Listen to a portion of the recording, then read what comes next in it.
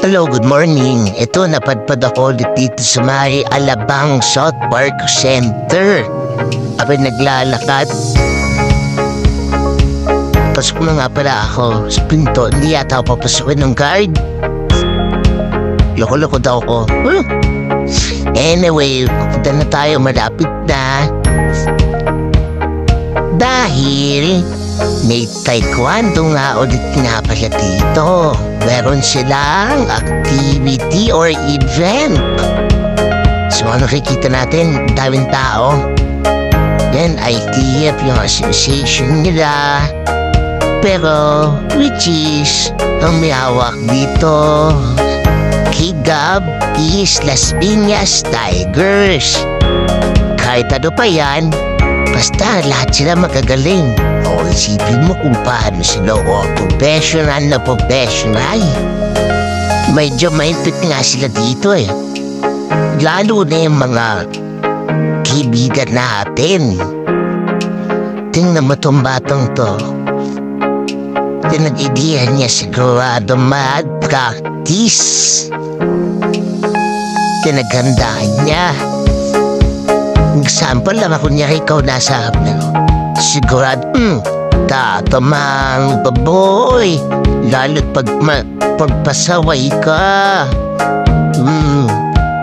Ito sa'yo. Diba? Talagang ingat-ingat sa magkamali. Meron din ako mga nakita kanina. Yan. Better luck soon, mga guys. More practice. It will make you perfect. Oh. Sige. Tapos na siya. Meron din ako nasipat mga bata rin mas maliliit. Kagaling din. Good luck sa inyo. Diba sabay na sabay po.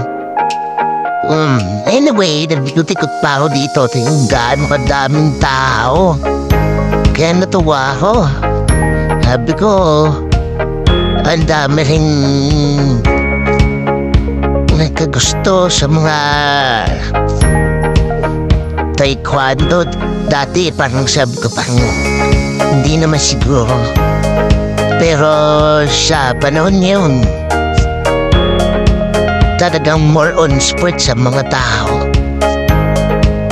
Hindi kayo magkakamali na piliin yung pagka-taekwondo.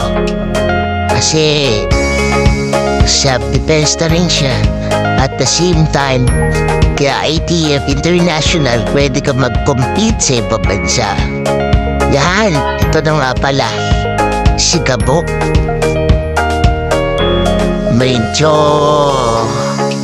sabi niya kanina, kinakabad siya, pero still, gagawin niya lahat. Dahil expectations pa niya, medyo kakaiba.